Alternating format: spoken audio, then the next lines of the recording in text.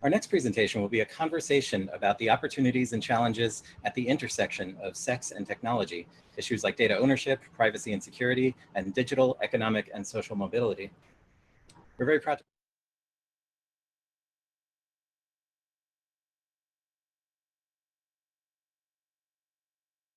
Hello, Hope 2020, and welcome to Empathy in Digital Space, Empathy, Equity, and Sex Tech at the Margins. I am Dr. Kit Stubbs. My pronouns are they, them. I am thrilled to be back for my fourth Hope, and this year I am really excited to be bringing to the stage SX Noir. Hello, everyone. Sad we are not meeting IRL. Instead, we're meeting URL. That's what Gen Z says. So I picked that up. My name is SX Noir, and I am the self-proclaimed thought leader of sex technology. I am the host of a podcast called Thought Leader Pod, where we navigate the intersections of sex work, sex tech, privacy, security, dating, and just sex technology as a whole. I am also the host of Corona Thoughts, a documentary navigating how COVID-19 is impacting the sex industry. And last but not least, I am the vice president of the Women of Sex Technology, a community of femme-identifying female-presenting people who are navigating the world of sex technology.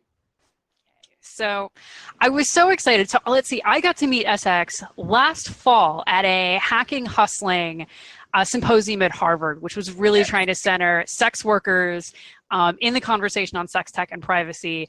And getting to meet them and chat, I was like, okay, we got to get you to Hope. Let's go. And so I'm so excited to have her here. We're really going to have kind of a conversation, I'm going to interview SX about, they've been doing a lot of really awesome work and awesome thinking around sex, tech, and empathy. And I think those are things that y'all will really enjoy. So we're very excited to have this conversation.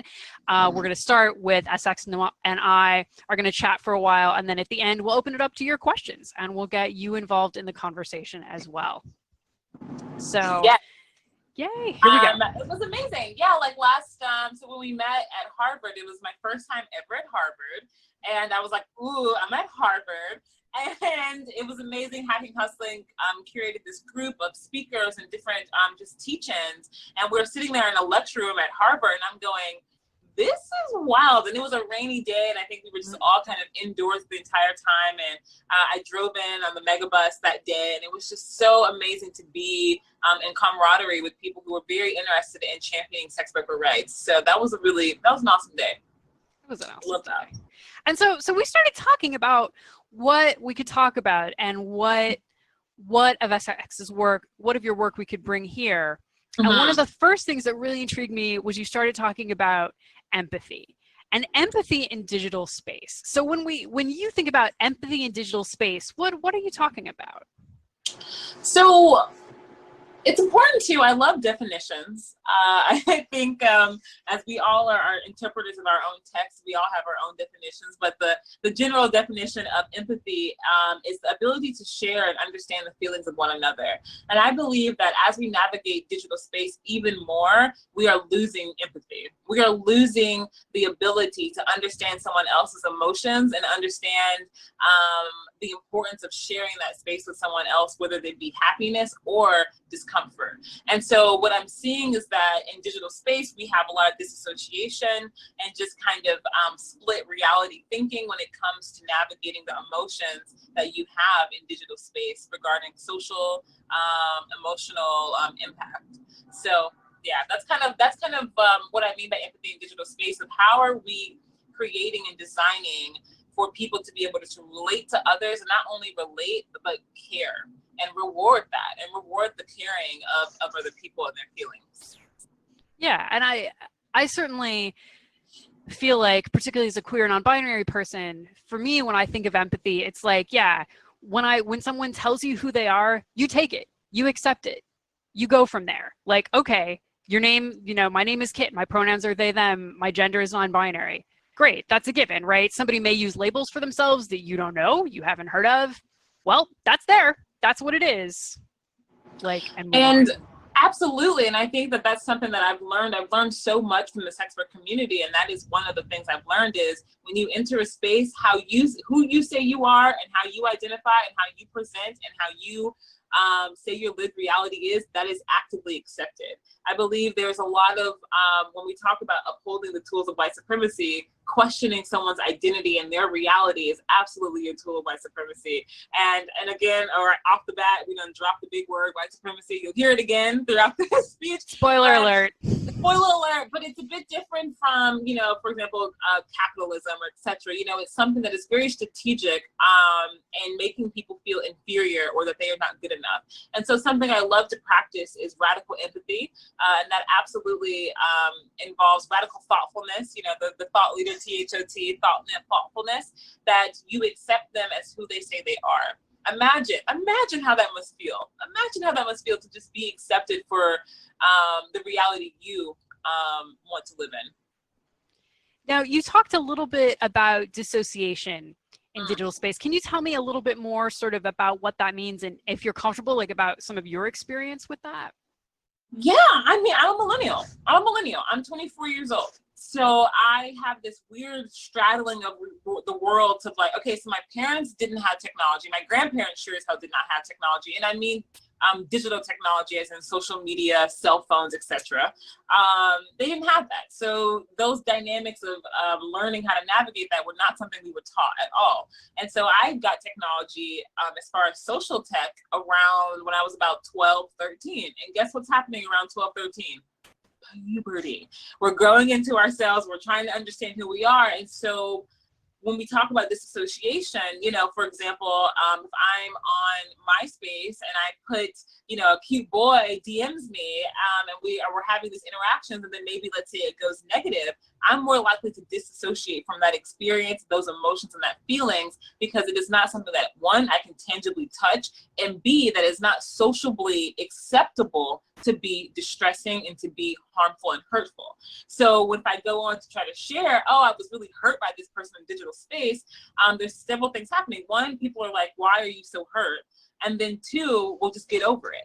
So we kind of are socially training people to disassociate from digital space in a way that we don't get the privilege of doing that in physical space. If someone comes up to you and says something really insulting in person, you have to respond and react in that moment, right? Our fight or flight goes into active motion.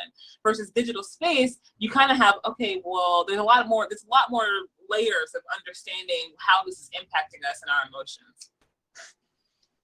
And I feel like it seems that for sure for Black and Indigenous people of color, that's just going to compound, right? You may be dealing with misogynoir. I know for queer and trans people of color, it's like, oh, well, you've got the racism and the homophobia and the transphobia all trying to potentially apply at the same time. Right. So something that we have to acknowledge, I'm reading this brilliant book by here it is. I'm reading this brilliant book called Technopoly by Neil Postman, okay? And he talks about the function of technology and how the very function of it has a bias and an intention of how people are to learn, right?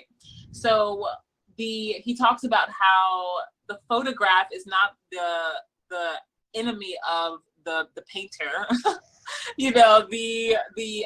The writer is not the enemy of the television person. And so navigating that more of just understanding that when we create new technologies, we create new functions of society. There's no adding to, it's completely radically changed. So when you're navigating digital space, specifically the internet, specifically social media, you're having two things fighting each other all the time. One, the rapid sharing of information and knowledge available. And then two, the wanting to uphold capitalistic, white supremacy, patriarchal, misogynistic views that we see in physical space. We want to maintain that in digital space. So you see this constant fight of like, okay, but I know better, but this is how the world's always been functioning. And it's the same way for BIPOC people, right? So in digital space, while you may, as a BIPOC, you may feel more liberated, but there's so many things on the back end that are actually actively oppressing you. And so this is what we're seeing that's happening in digital space. We're seeing that we're seeing that the same things that are happening in physical space as far as harassment, abuse,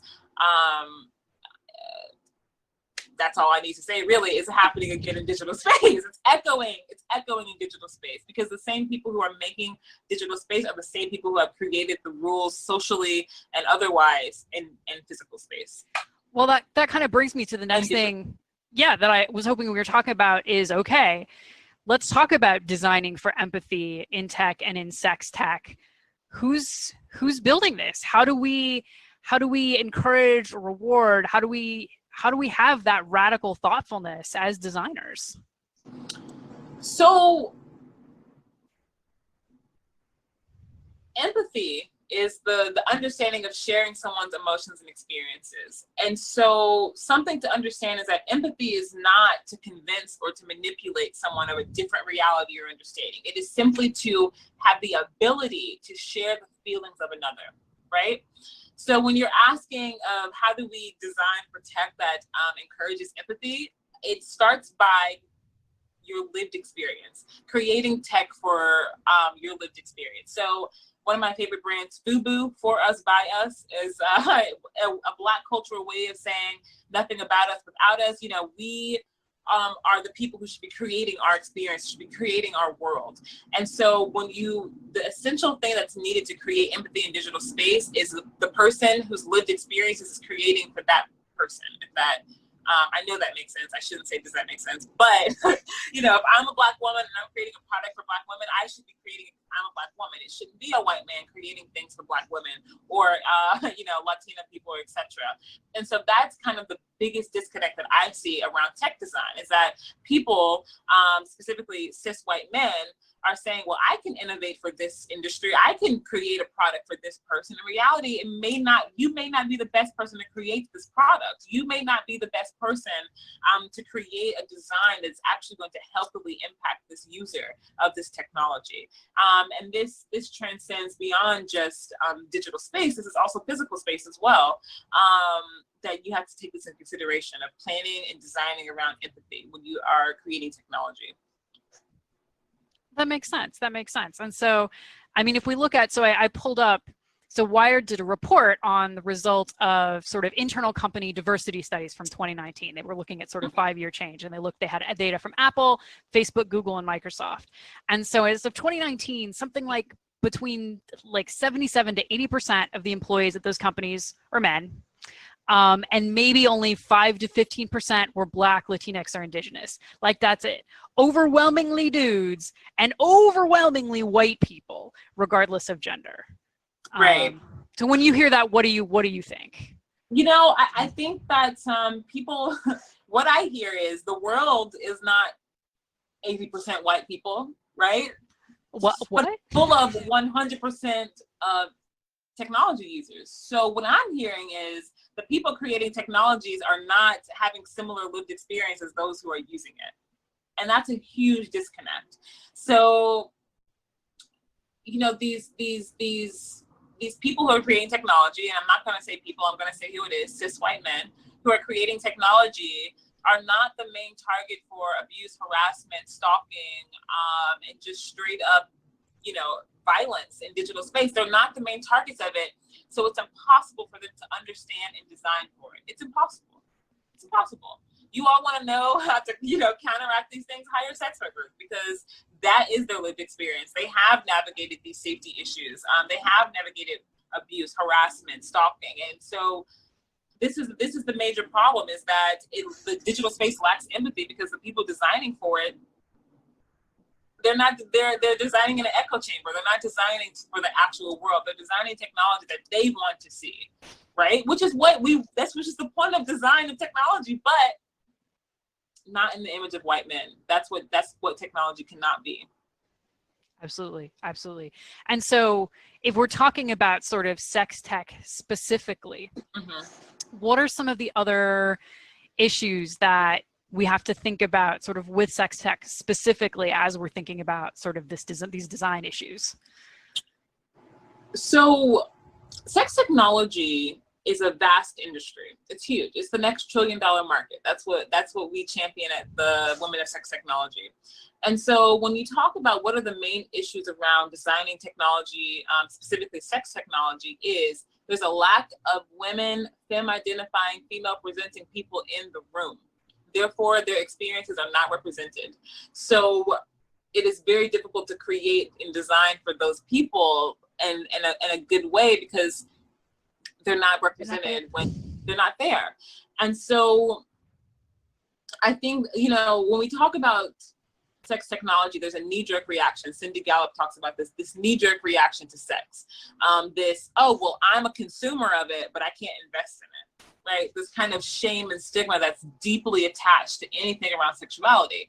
And I said that sex tech is a vast industry, and I mean it. It's entertainment, yes. It's VR pornography, it's augmented reality, it's all the good, the fun, entertainment elements of it, but it's also assault reporting. It's also birth control. It's also hormones. It's also, IVF. It's also education. It's also business. It's also, ancillary products like lube, condoms, etc. that navigate sex positivity in the sex industry. And so we have to acknowledge that when we're talking about design. And so when I tell you, when we're looking at these stats and saying, these are Apple and Facebook, Google, and Microsoft who say they're not sex tech companies. I think they're the biggest sex tech companies in the world. You're telling me 70 to 80% of those are men who are designing my reality as a woman when I'm navigating tech. That's absolutely a problem, and it's a disconnect, right? And so we need more tech equity for femmes. That's what I see the biggest issue being, is that femmes should own and have the right to design for themselves and what they want to see in the world. Yeah, absolutely. And I would agree, right? I could say the same thing about non-binary folks or trans people, trans men, trans women, trans non-binary, like there's a whole space out there, right? Where are like the needs that a cis woman and a trans man are going to have in terms of sex tech are going to be very different, like for a lot of reasons. Like, absolutely. And, and something that we're navigating within Women of Sex Tech is not being a catch-all for everyone who's not a cis man. And that's tricky. That's hard. We're trying to navigate how do we truly honor and respect people's reality and not just assume, if it's not cis men, it's everything else. And that is just exclusionary and also binary in itself. And so, and that's something we're having to experience, right? And so I think it's just having, like I said, the radical empathy, radical thoughtfulness, and just realizing that there is a lot of history at play here that's happening. There's a lot of history at play, that we're moving into the future, and these are all new things, but we have to look at our past to understand the present in this case, I think, for sure.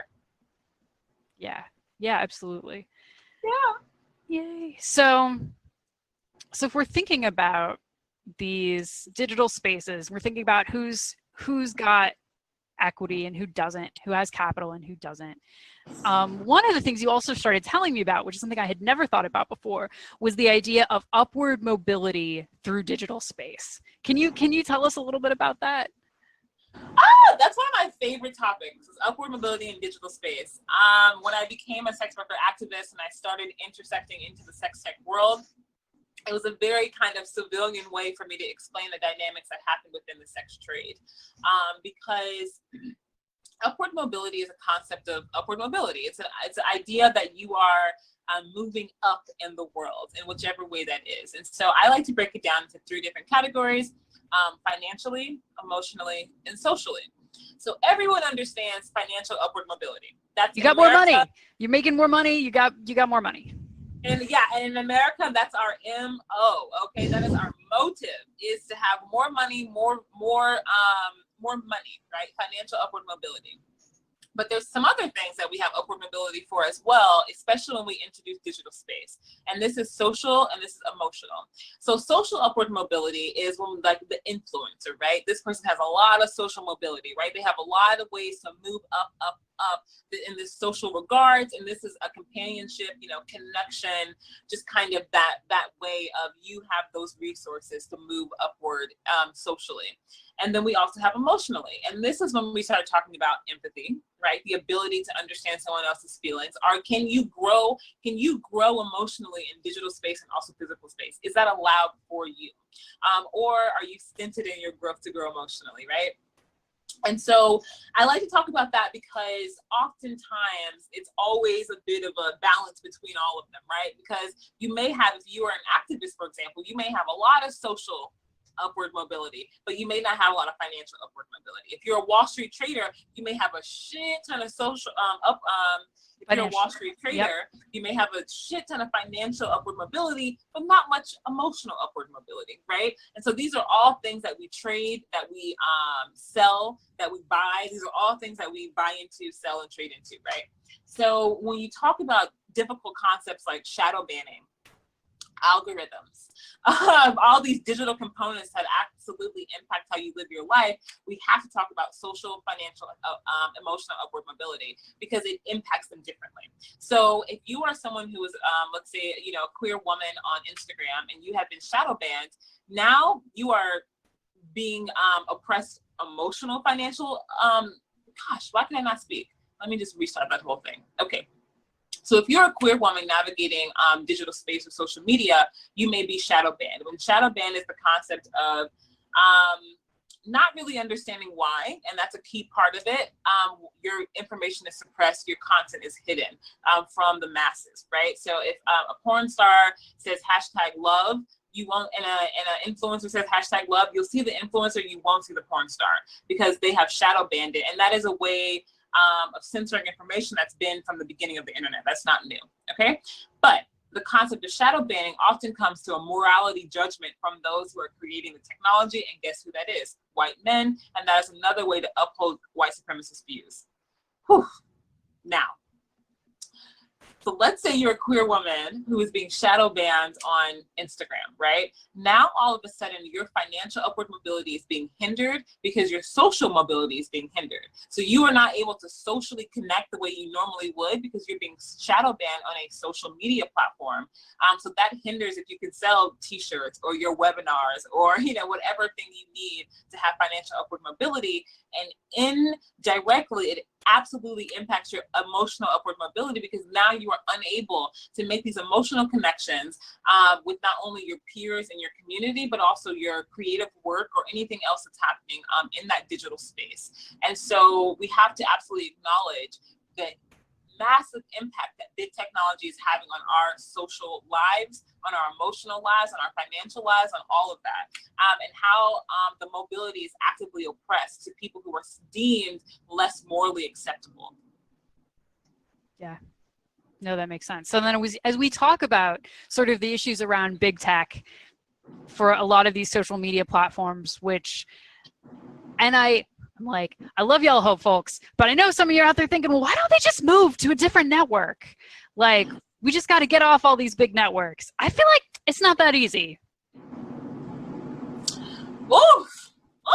For starters, we need to stop calling these companies, these media conglomerates, these media monopolies, social media.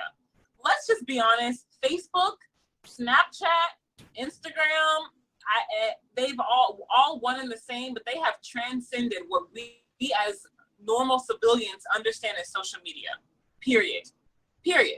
They have far exceeded the social impact of what a social media platform is supposed to be. Okay.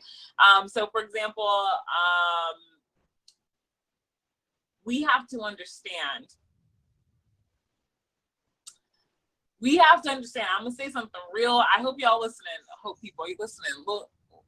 Look at me. Look at me real close right now. I'm gonna say something that's gonna upset you. White men need to step down. Okay?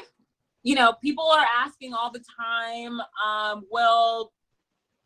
how white people are asking all the time, how can we help Black people? How can we champion diversity in tech? And how can we create empathy in tech? And how can we do all this work that's going to be, just so futurist and so amazing and so inclusive? And the reality is that we need a lot less white men at the table making these decisions. And the reality is that may be your job. Yes, I'm talking to you, the person looking at me right now who's going, me, you. It may be you who needs to step down and not hold that position of power anymore. Yeah. Maybe there's not enough room at the table. Maybe you need to go and make room at the table. Okay. And so feeding a little bit deeper into this and how big tech plays into the white supremacy culture that we have in America is this idea that you, as a white man, as a white person, because white women are not exempt, feel that you are the person who should hold these roles and that you should have this power and that why shouldn't you? And questioning even your holding of this power is absolutely upholding white supremacist structures in America. And we see it in Facebook, we see it in all these ways that it's played out, that you all are saying, oh, there's a lack of diversity, and Black and brown and indigenous people are being harmed and hurt in these digital spaces. What do? Well, let a Black, brown, indigenous person design their reality. I don't know. That's a good start. Maybe that's a good start. Maybe you're not the person who should be creating designs for Black and brown, indigenous people. And so then the second question is, okay, fine. I stepped down from my job, but what do I do now? Oh, well, I'm not making as much money as I was making in that role. What do I do now? And I think that's a great question for you to understand and face the insecurities that BIPOCs have had as far as financial insecurities, housing insecurities, health insecurities.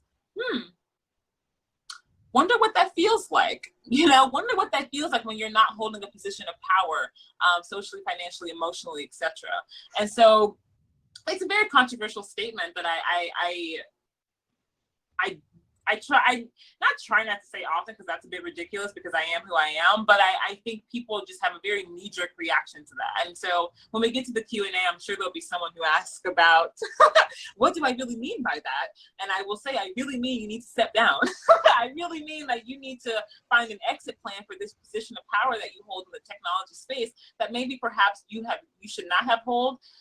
Maybe perhaps you should not have held in the first place, and that historically you have been appointed to this role that you shouldn't have had. And that's just a tough pill to swallow for a lot of people. Yeah. And so if you are wondering why so many folks are arguing for like healthcare that's not related to employment or UBI or like just greater social safety net in general, that may be why.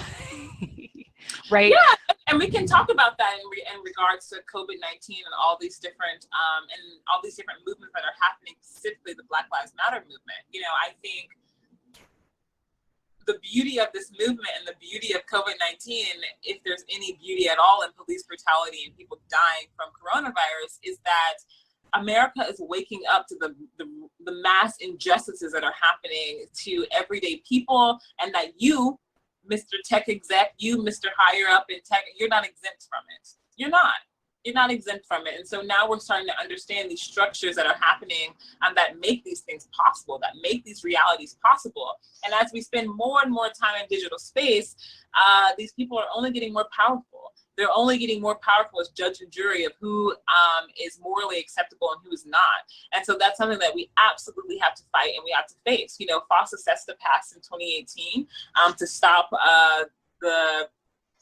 enabling, what does FOSTA SESTA stand for again? God, I say it so often that my brain is like melted into what it actually means, but it was ostensibly stop enabling sex traffickers, and Yeah. You heard at the last Hope, at least a number of presenters were talking about FOSTA SESTA. Yes. And now we have the Earn It Act. And now we have the Earn It Act to an attempt to stop encryption in digital spaces under the guise of Child Abuse Protection Act. And so what we're seeing is several things, right? We're seeing white supremacy being held within digital space in bills like FOSTA SESTA and the Earn It Act and an attempt to control its civilians and what's happening in digital space. We're using, historically, sex has been used as an entry point because of its heavy stigma attached to it as an entry point to violate people's privacy and security. And so we're seeing, when I talk about the intersections of sex work and sex tech, this is what I'm talking about. Because sex workers tend to be the scapegoats because they are deemed criminalized, immoral, not worthy of actual human rights. They are the scapegoats of bills like this and acts like this that actually impact Americans as in an entirety. So, Yeah, yeah, that's a lot. That's a lot for y'all. I hope y'all are soaking this in, because it's a lot. We're dropping some gems here right now. Let me tell you. Well, so is there anything else that you wanted to share, some of your thoughts around sort of privacy, security, sort of data ownership? Because that's what a lot of this boils down to. Yeah, so definitely. I believe that the future is not tech conglomerates. The future is not the Facebooks or the Instagrams. The future is niche, smaller platforms for social media and social interaction that absolutely cater toward the user, their lived experience, and how they navigate digital space. I believe that the future is more tech equity for femmes. I believe that historically we've been left out of equity for all the emotional labor, companionship, and work that we do in digital space. We need more of it. You know, the coronavirus absolutely validated an industry that was completely taboo before, which is companionship in digital space.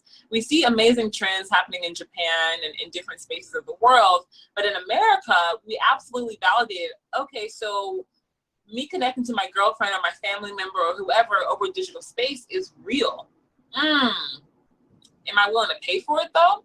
We've been trained and socialized as humans to think that data sharing is the payment for navigating these services. And so what I would like to see would be more tech equity and privacy and security implemented within these smaller platforms, as in your data is not what gets you free access to this.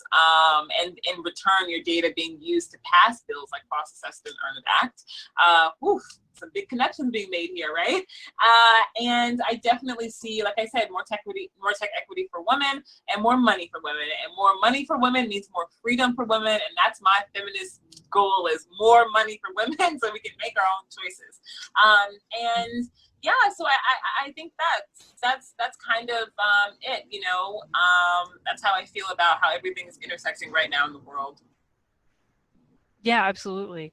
So how do we, all right, so we, as we start to wrap this up, as we start to move into Q&A, right, what are the kind of big things that you want us to remember? Some big things to remember. 1, practice radical thoughtfulness. Okay, that's my MO. So I like to say, if you are thinking something is very difficult emotionally, if you were thinking that's hard, think about the other person and how difficult that must be as well. That we are not solitary people. We are people who wish to connect. We're humans, right? And so we should actively be thinking about navigating technology to better the human experience and not make it worse. And that is 100% within our right.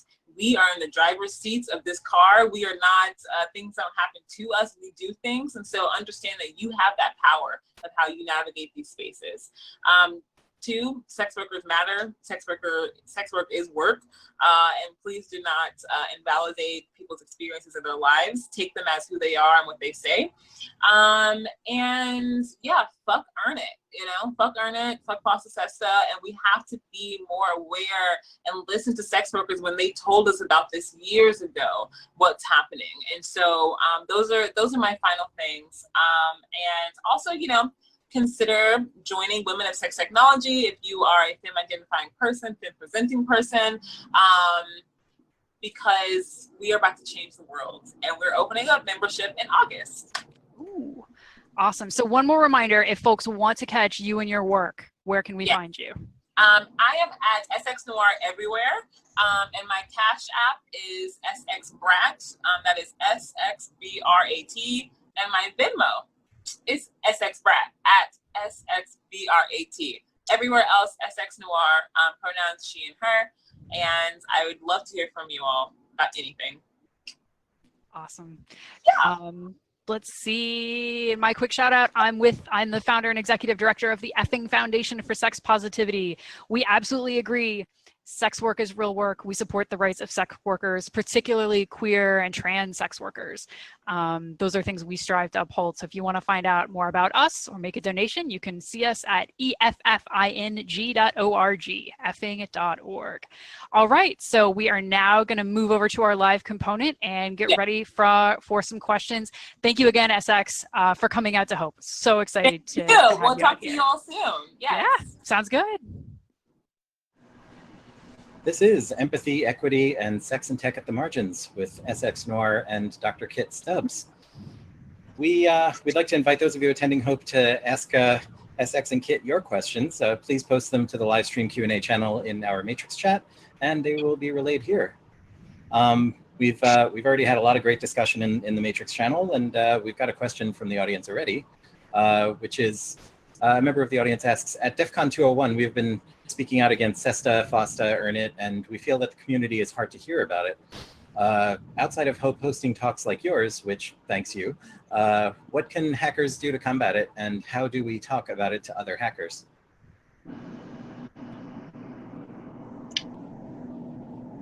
Hello, everyone.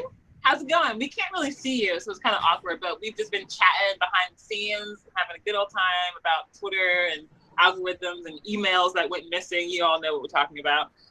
So very happy to be here with you all. So yeah, I will knock it off. I'm SX Noir, she, her pronouns. And so the question, you know, how do you talk about it to other hackers? My favorite advice to give is the biggest place that you can make a difference, the best place you can be an activist and champion the rights that you believe in as far as socially and politically is your dinner table. It's when you're having drinks with friends. It's when you're relaxing. It's when you have those very intimate moments with people who could have different views from you, starting from a similar place of understanding and then sharing your views and expanding on that. Because, you know, you can get on a stage all you want, you can go and tweet out into the entire world, but really it's those conversations you have with those closest to you to understand if you are politically aligned in regards to digital matters. So that's what I would say. I would say it's not rocket science. Just talk to your friends. Yeah, no, I would. Oh, get here. Hello, everyone. Yay. It's like, oh, we made it. We're all here. Yeah, no, I would agree, right? A lot of it is like, as people start bringing up, you know, hopefully you're talking about sort of ways you're getting active. And it's like, whoa, have y'all heard about EARN-IT? Like, do you like have you heard about this? Like, you like talking, like, you want people to be able to say, talk about sex on the internet.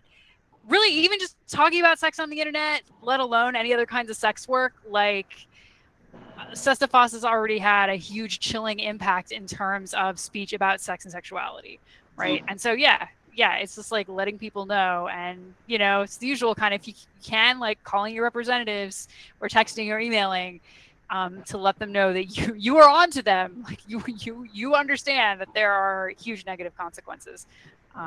But yeah. No, thank you. Great question. And we appreciate your support. We do appreciate your support. And one last little comment. One thing I heard from an amazing organizer named Kate Zinn with Red Canary Song is that it's okay to have a self-interest in the things that you are an activist for. It's okay to be personally invested in the outcome of a result in politics. So that's that.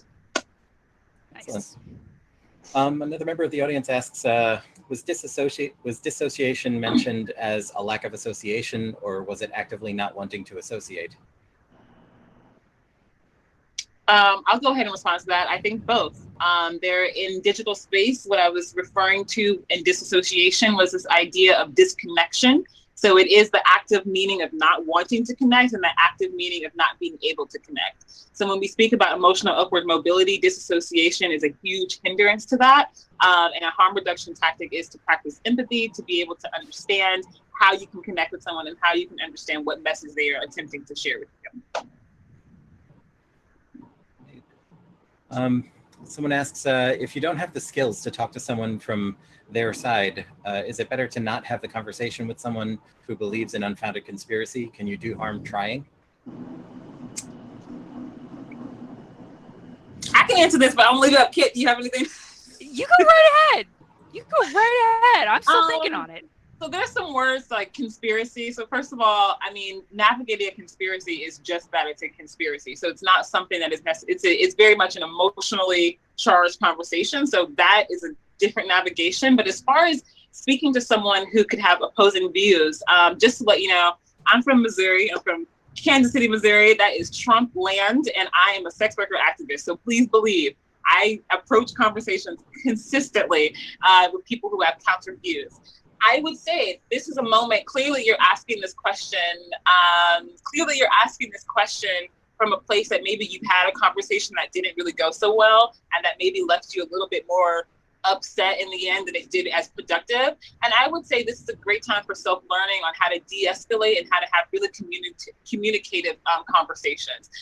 Because when we talk about politics, politics is politics, and it's not business and it's not personal, but it is. Everything about politics is personal. I'm a Black woman, I exist, and my existence is political. And so when you start talking to someone and it seems as if your life is a debate, that can get very, very emotional. So the ways that I give tips is just approach it from a very common place. You know, when in the talk you all just watched, I talk about the upward mobility spectrum, financially, socially, emotionally, and that tends to be how I break that ice before I start talking about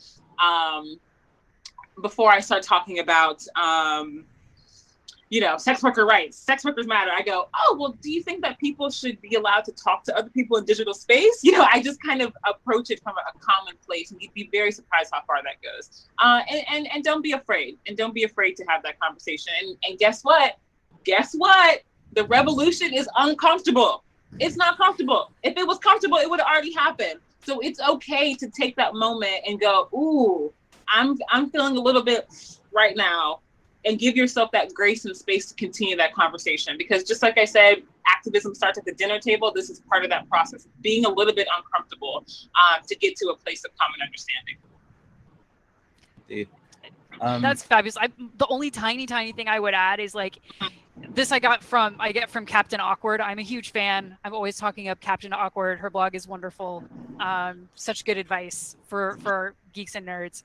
And one thing she says is too, when you're trying to have this tough conversation, just the fact that you are getting your perspective out there, even if the person you're directly talking to is not going to change their mind, you're letting perhaps the rest of the table know where you stand, right? I might not have any luck persuading this aunt or uncle, but my niece or nephew, like, they may be listening, they may be more receptive. So yeah, even if it's a tough conversation, and it's going to be a tough conversation, getting that out there, even for other people at the table, can also help a lot.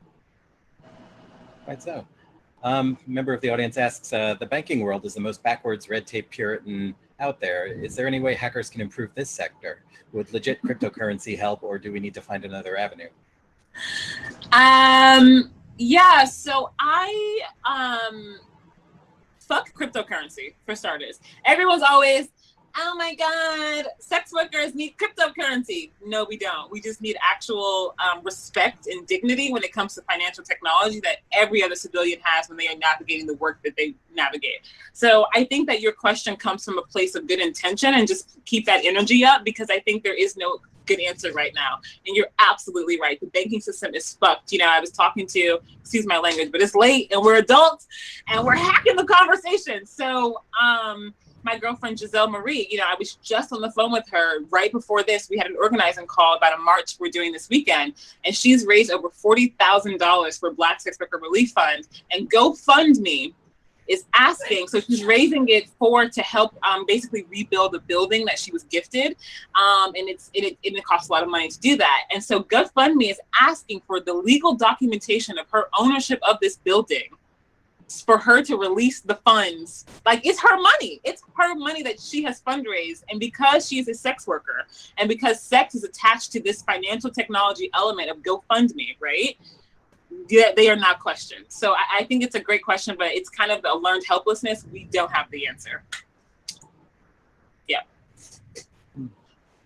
Member of the audience asks, my sex worker friends are being hammered with restrictions and rip-off policy changes on Instagram, OnlyFans, and Pornhub.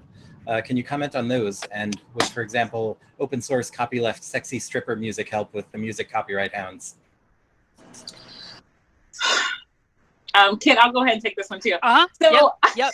That's why I brought you here. This is why we brought you here. So I absolutely love this question. And so as far as music copyrights, that's something that kind of universally is applied to any content creator. And that's kind of been documented over the Instagram lives and TikToks and all that kind of stuff, right? The copyright of content. Now, something I'd like to pay attention to is that people in music can get their copyright protected, but sex workers who do porn cannot. Let's talk about that for a second, but let's not, because we only have 5 minutes left. The question is, what are we doing about the restrictions and rip-off policies of Instagram, OnlyFans, and Pornhub? These are 3 completely different models of business, but just to put it quickly, white men, is what I said in my talk, white men need to step down. The reality is that they are creating policies that best benefit them, their lives, their lived experience, and their financial upward mobility. When you have more women in charge, when you have women actually creating platforms for women, then I'm not saying every woman's perfect, because hey, in life, everyone deserves to be critiqued, but I would be very interested to see, I bet you would get a lot less corrupt policy making. You know, sex workers historically have built the internet in regards to, perfect example is Patreon, and then kicked off right as they get to a place of being, having an IPO or being big enough to make a big profit. So I think that it's really a conversation around the stigma and shame attached to sexuality, period, in these spaces. And why are sex workers and those embracing their sexuality, and why are 5 POC queers shadow banned and actively kicked off of things like Instagram? Yeah, that's kind of my quick answer, because I can't get it too deep in the 5 minutes. But give women money and give women in tech money to design what they need. Indeed. While we're coming to the end of this, we've got a few minutes left, but what can you tell us about projects and things that you've got going on right now? I'll ask you first, SX. Amazing. So I'm doing so many things, but to keep it really succinct, I am the co-president of the Women of Sex Technology, and we are in the process of getting our first seed round to facilitate salaries for our main leads, as well as, because women deserve living wages, so we are fundraising for salaries, and we are fundraising to do study and research around sex technology. So that is the Women of Sex Technology, and I am also working on a Black Sex Worker Liberation March that's happening this Saturday in Times Square. So if you are interested in volunteering or just signal boosting online, it is blacksexworkerliberation.com and at BlackSexSW March on Twitter. So that's happening this Saturday at Times Square, and we're very excited. I went to scout out the location today, and that's taking up a lot of my time as far as organizing. And as always, I am accepting money, because guess what, it's coronavirus and I don't get paid for any of this other than just to be happy and be with you all. So tip me, love that a lot. And I'm SX Noir, the thought leader of sex technology. I have a podcast called Thought Leader Pod, and that is THOT, where I navigate the conversation of sex work, sex tech, health, love, dating, privacy, security, and all those good fun things. That's me. That's it. Excellent. And how about you, Kit? All right, so I am, this is now my 4th hope, and I'm like, since my first hope, I started this nonprofit, and I am running the Effing Foundation for Sex Positivity. We are at EFFING.org. Our mission is to reduce sexual shame, normalize conversations about sex. We've awarded over $180,000 in grants to artists and educators across the U.S., doing all kinds of awesome stuff. So if you want to see some of the cool projects, EFFING.org, or you can find us at Effing Found on Twitter. But yeah, we're trying to do our part to help uplift awesome folks like SX Noir, who, again, I want to thank so much for coming out and doing this thank you, Kit. Kit helped me do this whole thing. Kit was like, we're doing the Hope Conference this year, and we have 2 talks. We have a talk coming up again on Thursday. 30th. Ask a Sexy. Yes, Ask a Sexy. That will actually be talking. Yes, with you. So that'll be really great. And Kit has just really been a serious champion of Black Lives Matter in regards to the technology movement. And I'm just very, very blessed and honored for you, Kit. Sorry, did not mean to interrupt. Sorry, keep going. Thank you. No, like I say, that's what we try to do. So yeah, thanks everybody so much for coming out. Thanks for holding this kind of difficult conversation with us and listening. We really appreciate it. To the chat, I'm a non-binary person. I don't identify as a lady, but thanks. I appreciate the thought. But yes, we folks are very happy that you folks came out and said this conversation. And yeah, we will see y'all on Thursday night. Thursday. Excellent. SX Noir and Dr. Kit Stubbs, thank you both very much indeed for joining us today. Yay. Thank you. Thanks to all the volunteers at Hope for making this possible.